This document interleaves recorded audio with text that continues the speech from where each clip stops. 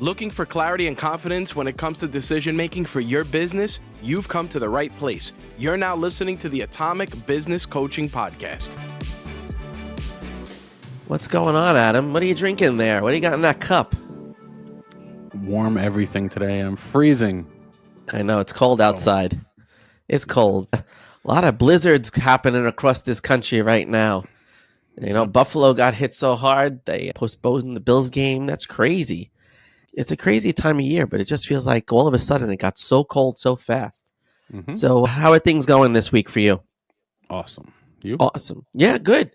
Yeah, it's a good start to the week. Feel like I had a lot of good things happen this morning, so I'm in a good mood. But one of the things I wanted to talk about today, you know, a lot of our clients are going through these management difficulties, I would say, in being able to really manage their people and manage them to the point where they need them to be. And, you know, we talk about manage the people, manage what you have to do, manage this, manage that. And sometimes purple collar professionals don't necessarily have a full grasp on what that really means and what management really, you know, takes to be an effective manager. And I wanted to really make that the topic of today. So I thought one of the things I wanted to get into is the characteristics of a really good manager. So Adam, in your experience over the course of your career, who would you say was one of the best managers you ever had? I don't know if my answer is going to give you what you're looking for this show. Right. But let's go. Let's see. Let's go with the flow and see what happens. My best manager is my birthday. Your best manager is your birthday. Mm-hmm. Good. Tell me why that. I love that, man. That's a curveball. And listen, I love that. Let's go with that. Let's roll with that because I think I have an idea where you're going. But what makes your birthday your best manager? Sure. So obviously when your birthday comes, the number goes up, you get older. And as you know, I turned 45 this year. My birthday is January 1st. And as I turned 45, you start to realize, and each year you realize this, that, wow, another year's gone. I don't have that much left. And at 45, you know, they say over hill is 50. But when you start thinking about mortality tables and, you know, actuaries tell you how long people actually live, and I think it went down now in America. It's like for a male, it's 78. It went down from like 79 or 80 or something like that. You start to realize you don't have that much time left. So you have to manage your time better because you have no choice because there's not much left. So that's one of the key things. Okay. As you get older, you adopt more responsibilities. You know, I have 2 children. So I have less time. So I have to manage my time better, but I have to manage them in my time better. And I have multiple businesses, and I have multiple people that work for me, and I have multiple investment properties, and all these things that take time, right? So as your time is fleeting, because your life's getting shorter, and as your time gets filled with all these things that you've taken on as self-inflicted responsibilities, well, now guess what? You have to manage that time better. So I've had no choice. That's been the best advisor to my management.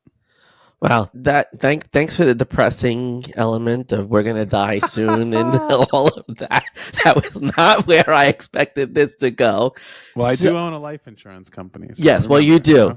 You do. You know, I think it's one of the hazards of owning a life insurance company. You're always looking at what's the possible expected date of death here. So, you know, but I think you bring up a really good point. You know, it's management is necessary because there has to be some sense of urgency to it. Okay. And I think that's really the key point you're pulling out here is there's a sense of urgency that's reinvigorated in you on your birthday each year because you realize time is not forever. And, you know, we have so many things that we want to accomplish and so many things that we want to do. And we sometimes take for granted that time is withering away. But the key is that there's got to be a sense of urgency to the management of what you do every single day. And that urgency comes from, well, what are the things that you need the team to accomplish? And a lot of times people put too many things in front of people. And I think this is where mismanagement really occurs. I mean, we have seen a lot of our clients working on too many different things at once. And some people are overstretching some of their people. And they expect people to get things done in a certain amount of time. And when that thing doesn't get done in the time they expect it to get done, they start to really pick on the employee. They start to look at it as they're ineffective. But what we have to remember is expectations are such a critical piece to managing people, right? So the other day we were talking about something, and I can't remember exactly what you said, but something about expectations. And I was saying the importance of having expectations is so that people know exactly what they need to do for you, right? What they know what you expect from them so that they can do their work more effectively. But what was the thing that you were talking about? You were talking about it in a little bit different context. I can't remember exactly, but it was around expectations and setting how to set expectations, and what was the important thing around setting expectations. Oh man, pal, I don't know. I talk a Oh, lot come on. each You week. got a better memory than that. I know, but I talk. I mean, I know. Look, this is the beginning of the year, and I'm talking to a lot of people about expectations. Like almost Right. every one of my conversations with every one of our clients is about expectations. So, for me to single that out, I mean, in general, I'm talking to everybody. We're setting our top 3 priorities for either the quarter or the year, depending on how Right. disciplined one of our clients are. The less disciplined they are, the less time I allow them to manage. Right. Okay, because if the expectations go too far out in the future, then they don't really matter that much. There's no pressure on them. They'll be willy-nilly about changing them.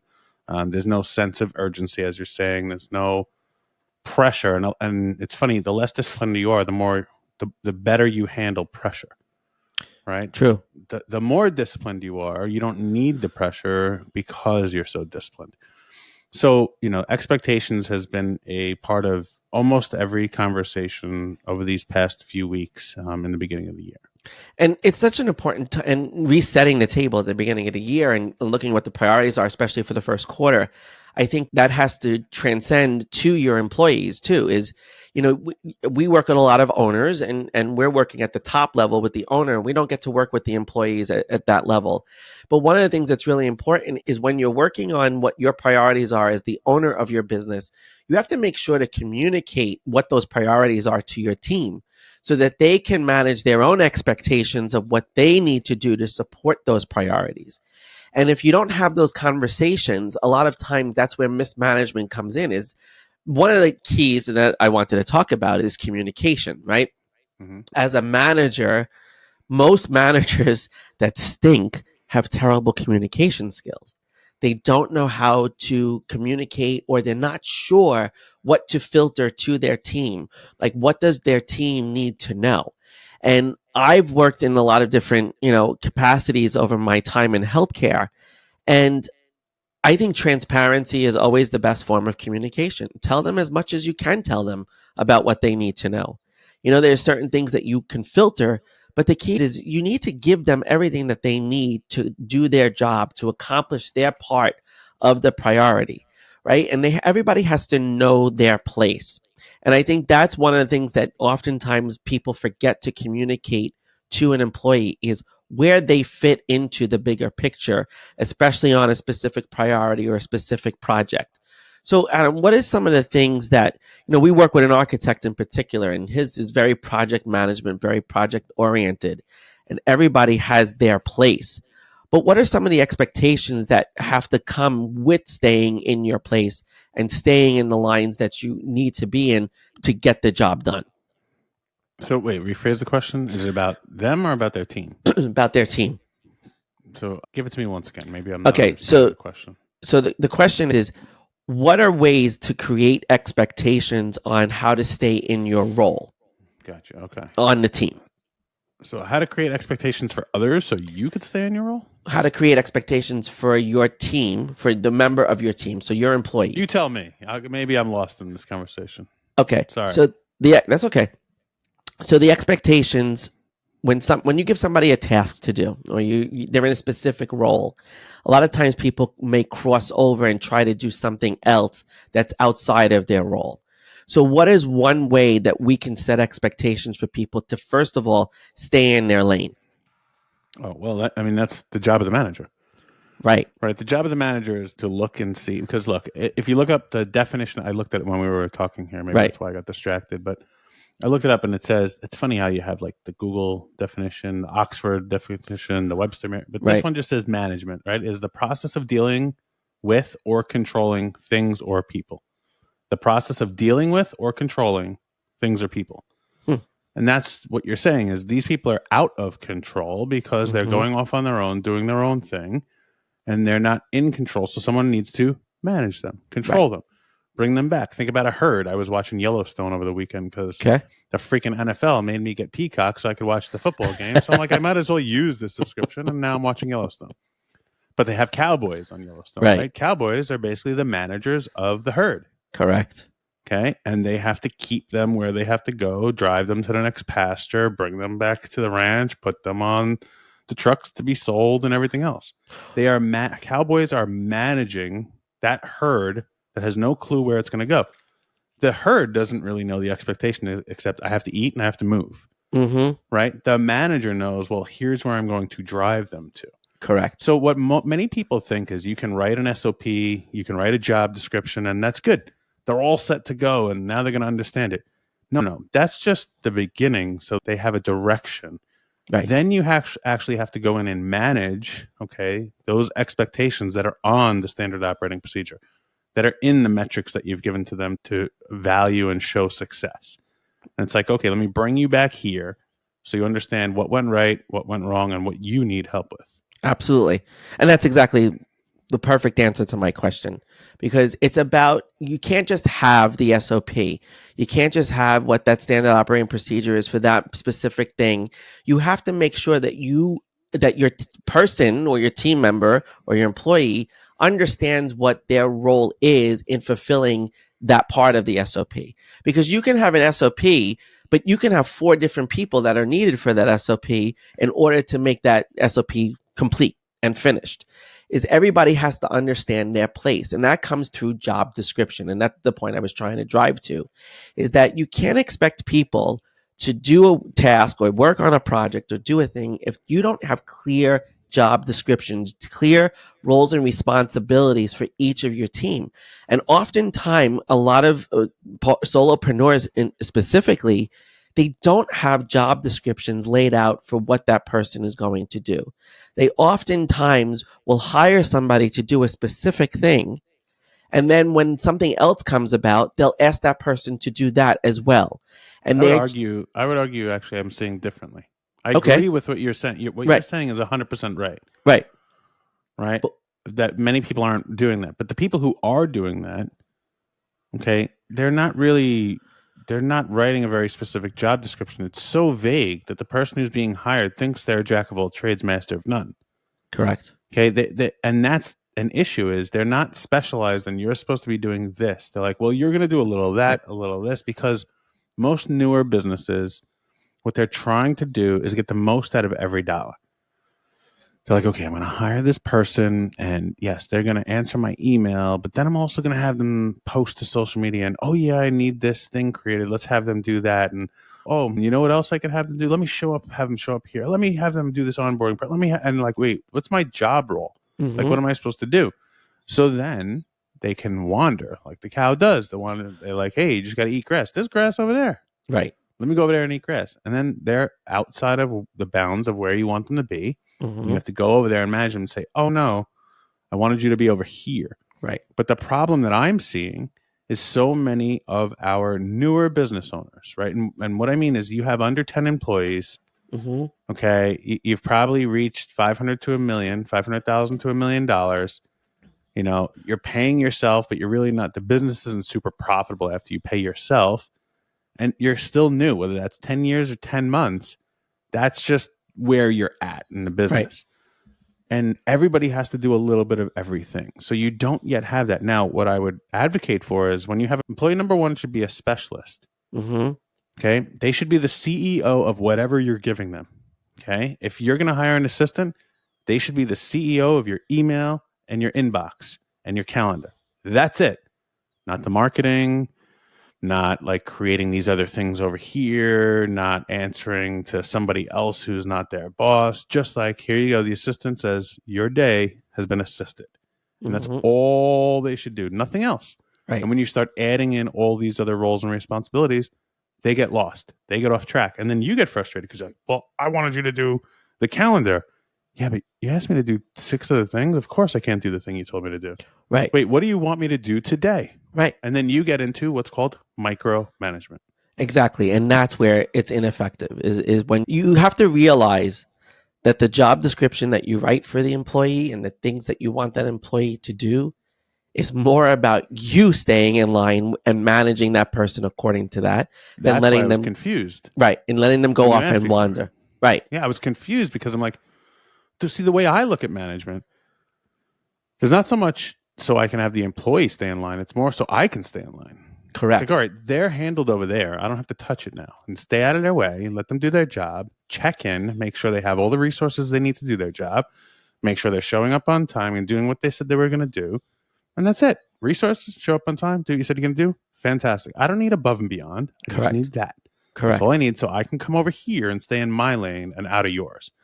So that's why I think I was confused, because I'm always thinking in the owner, not in the employee mindset. Right. I'm looking at it from the employee mindset, from the employee who is frustrated, who's having difficulty. But I'm looking at it as because a lot of times what we'll hear from our people is that they're having a tough time with this person, and this person is either lashing out or not sure what they need to do or whatever it is. And I often go back to the manager, to the owner, and say, well, do you have clear lines of responsibilities? Do they know where they fit into the bigger picture? Do you have this all laid out? And a lot of times they don't have it laid out. So this is where, like, SOP leads to job description, leads to good management by the manager, and leads to good work by the employee, because everybody knows what they're supposed to be doing. And then lines don't get crossed and things don't overflow. And when you ask somebody to do something that's outside of their job description, you have to be very careful about doing that, because that is going to create frustration. And then that's going to lead to all of these turnovers in your business and inability to retain your employees. Mm-hmm. So that's one of the things. Like, it starts, what I want people to recognize too, is that management starts from the moment you have that interview with the person. When you're talking to them about the job and about the responsibilities of that job and asking them to see how they fit in, that's where your management relationship actually starts with the person. It's not when they start their job. It's how you present yourself in that interview and how you communicate the responsibilities to that potential employee. So that was number one. One of the things I wanted to get into is, a lot of people confuse too leadership versus management. And, a lot of times I'll hear people saying, oh, he's a really good leader, but he's not so good as a manager. And, what is it, when you think about leadership versus management, what is one of the key differences that you put out there in terms of that? It's just, where's the focus? So on management, it's focused on the people. On leadership, it's focused on the overall vision of what's trying to be accomplished, right?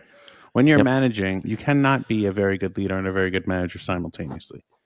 It's very difficult, because a leader of an organization is not the leader of the people, right? That is, the leader of the people is part of it, but you have to lead the whole entire org.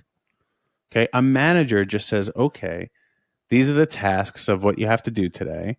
I'm going to make sure you're on task, that you have what you need. And if you're off task, I'm going to manage you to get back on it. Well, as a leader, you can't really do that and be leading people effectively and leading the organization effectively. So that's why typically you have a layer in between leadership and the staff, and that's called management. Correct. Right? You have your staff that does things, you have your management that does things, then you have your leadership team, then you have your C-suite team, then you have the chairman. So if you're all the way down at the management level, you have to now have your own leader. Okay. So that would mean if you're hiring your first or second or third or fifth employee, unfortunately, you have two roles. And you have to know what role you're in at what time. Okay. You can't just lead. You have to be like, I'm management this time and I'm leadership that time, until you have the money and the resources to bring in that new layer. Right. And I think that's such a key point, because we've talked about the importance of, firing yourself as the practitioner to become the leader. Nowhere in our process do we say you're going to become the manager. It's like part of being the practitioner is also part of being the manager. But if you're really going to be... what's the first hire that we always say when you're going to become the leader? You got to hire a manager. Yeah, so that is being the leader. Right, You're exactly. Hiring the manager. I mean, that architect you were talking about before. Yep. What was his first hire? It was a manager. Project manager. Manager. Yep, exactly. He couldn't lead until he had someone else manage. Correct. And that's now what does he do? He manages. He leads that manager. Correct. He leads that manager, and that manager manages it for him. And that's Mhm. one of the key things that I think people have to recognize is that if you want to be the leader of your business, then you have to have a manager who is that you're going to lead. You have to have a manager who is working on everybody so that you don't have to deal with that.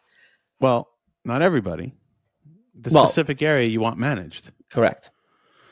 Right. So we fired ourselves and our coaches from the social media team, not because they were bad, the coaches, or we were bad at it. It's because there was a professional that could manage it better. And we hired MMP Creations because they are better managers of the entire thing. Correct.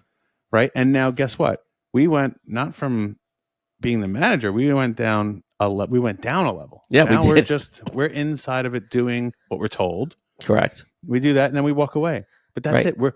Our job requirement, our job description is like one line now. It's like show up and perform. Right. Nothing else. I don't have to think. I don't have to plan. I don't have to strategize. They do all of that. And so me and you are in that role. And then we're in the leadership role, which is we're telling those people who now manage it, here's the overarching vision that we're looking for. That's and a beautiful example. Execute it for us. Yep, that's exactly it. Somebody else is executing it for you. And that's where you need good management, where you as the leader, go ahead. But that's one area that you and I have delegated management. We still have to manage other things that we do. Okay, so I don't want you to get scared if you're listening to this, like, oh my God, I need all this money to hire managers. There's so many things to manage. No, we're not saying that. You just need someone to manage one specific area. And that's why I said earlier, if your first hire should be a manager. Well, if it's managing your calendar and your emails, that's an assistant. Right. You can hire a manager for your calendar and your emails, and you would have them be the CEO of that. And what does that mean? That they have to make all the decisions in that. And then you actually work for them in that role. They tell you where to be. They tell you what to do. They tell you what you need to get back on. You don't do all that stuff. They manage all of that, and they're telling you what to do. So you can hire a manager for yourself. You can hire a manager for a task, but they should be compartmentalized and specialized. Absolutely, 100%. One of the things that when you hire your specialist or you hire somebody for your team, one of the things a lot of managers or a lot of business owners specifically struggle with is giving feedback and being able to interact and give the feedback. So we've worked with several, because if you're really going to be an effective manager, you have to give people feedback on how they're performing. We have done a very good job of that. When we meet with people that we hire for specific areas, we tell them where they're doing great and we tell them where we'd like to see improvement. And a lot of times people shy away from giving that feedback because they think it's going to cause conflict or they think it's going to cause some turmoil. And, feedback is such an important part of you improving the people that work for you, but also ultimately improving your skills as a manager and then ultimately improving your business. And you have to give feedback to people when they are not meeting the expectation or they are meeting the expectations that you've laid out for them. And we encourage people, when you hire somebody, you should give them a 90-day evaluation. You should give them feedback after that first 90 days and have that conversation on how they're doing according to their performance and how they're doing in terms of their professional behavior. Because if you don't give feedback and an employee starts to stress you out, I want you to ask yourself, have I given that person feedback when they start to stress you out? Because most likely, 9 times out of 10, you've not provided feedback to the employee to correct or change the thing that they are causing you to be frustrated by. And that's something I want to talk about, is the importance of having that feedback opportunity so that the employee does not become a problem for you, but becomes a true asset for you in your business. So, Adam, what are some things that are really important to give people feedback about in their job performance?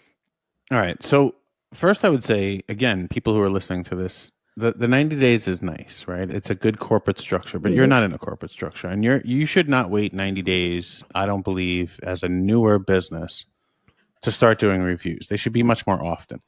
Okay. You should set the expectation in the interview. This is how we are going to manage you. Right. And we are going to meet every X, whatever it is. I don't think it should be every 90 days, depending on what the size of your company is and what the scope of the work they're going to do. It may actually be daily. Right. Okay. At a minimum, I think in the beginning it should be weekly. I do not think in the beginning of someone's career with you, they should be anything beyond every 2 weeks. Like that's really too much. But here's the thing is people get nervous about that feedback loop because they think it's disciplinarian only. Okay. And they're like, oh my gosh, I have to tell someone again that they didn't do their job. Well, you can give positive feedback as well. But I think the best way to manage, and the way that's worked extremely well for me and many of my clients, is to remove all emotion, right? There's too much emotion built up in management. The way you can remove emotion is with math. Mm-hmm. Okay. Math, numbers are black and white. There's no emotion attached to numbers. Okay. Of course, there's some emotion attached to numbers. People are going to fight me in the comments about it. But what I mean is, it's not like I feel. This is what it is. Okay. So if they're expected to do a task, you can measure that with math.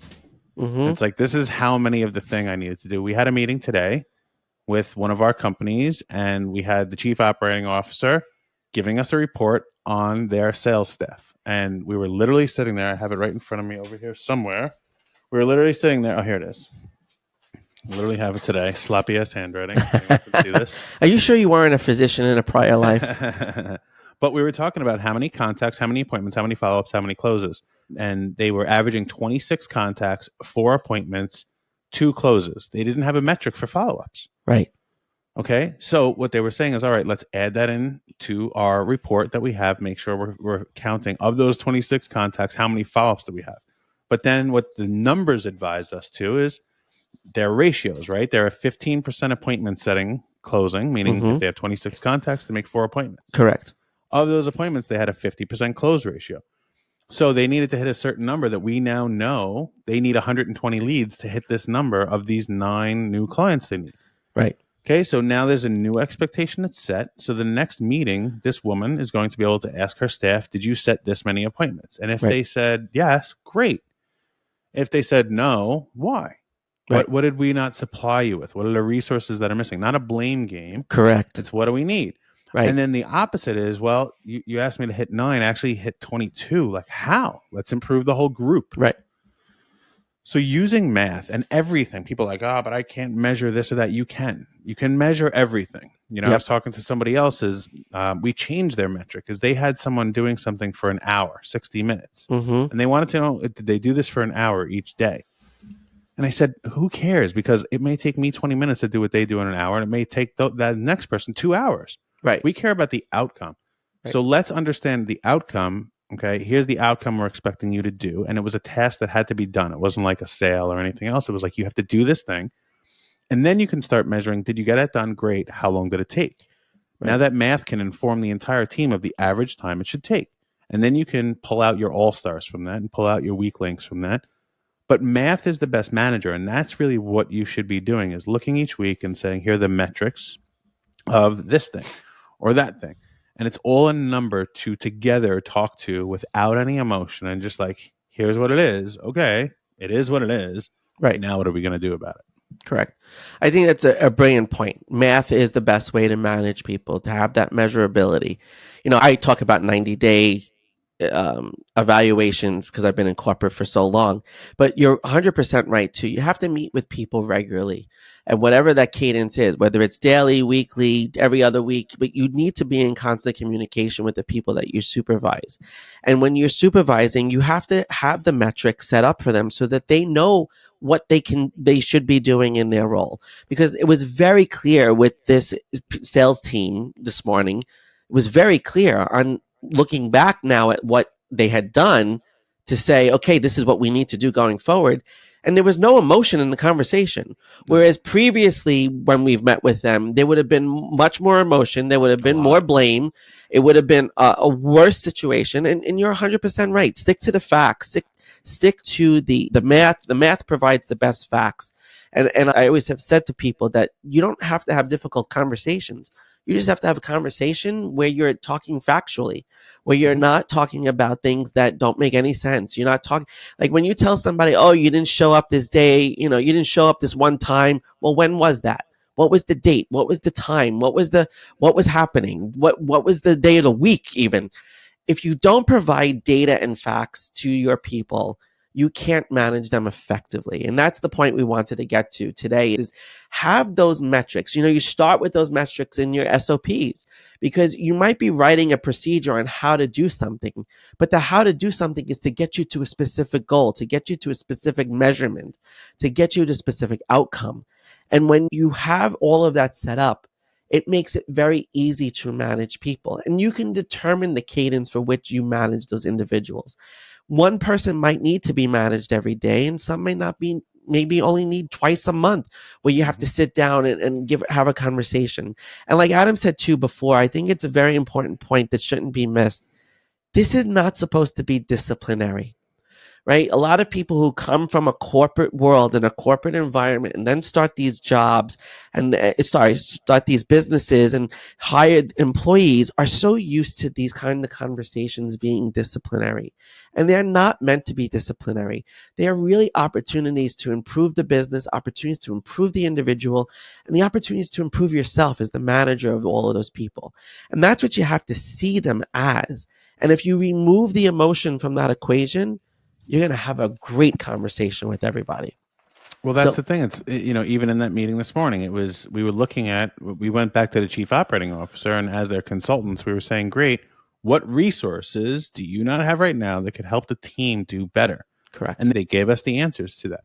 So when you're thinking about this, instead of being disciplinarian, it's more of, listen to our previous podcast, is you have to be in a service mindset, right? Is you have to really understand that you, as the manager, you're here to serve them, give them every tool, all the time, all the nurturing, everything that they need to perform the task, whether it's open the emails, okay, or it's make the sales calls, or go produce the widgets, or whatever it may be. You have to make sure they have the resources. And as long as you've provided the SOP, the standard operating procedure, the plan, which is here's what we're trying to accomplish, the overall numbers, okay, and then you have the resources. If you have all that stuff there, they should be able to do it.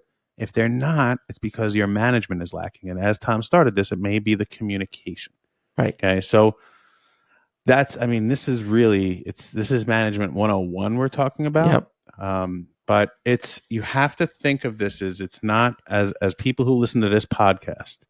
Okay, they're not these huge corporations. They're usually also not solopreneurs. They're somewhere in between.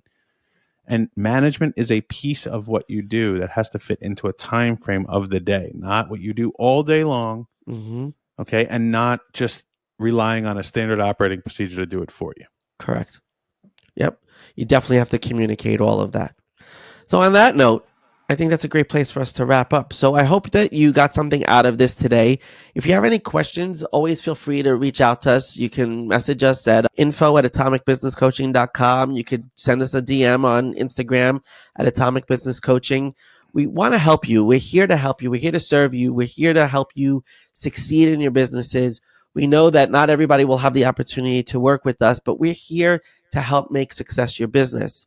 So Adam, on that note, let's wrap it up. Okay, let's wrap it up. All right. Who are you? What? Who are you? I'm Adam. What do you mean? And what do you do? What are we branding here? No, see, I was trying to have you manage me. So we can let's go into our close. What's our close? Exactly, but no. See, I'm just trying to give a silly example. Right. We all have to be managed, and we all have to manage. Correct. I know exactly what I'm supposed to do in that moment, but maybe I had a brain fart. Okay, and I was just playing with Tom to get him to manage me. But he did instantly. He didn't think about it. He said, okay, so who are you? He gave me the resource I needed so I can go do my job. Right. Which my job is to say, I am Adam, and I work on the business. And I'm Tom. I work on the owner. Together, we are Atomic Business Coaching. And we're in the business of helping purple collar professionals. See ya.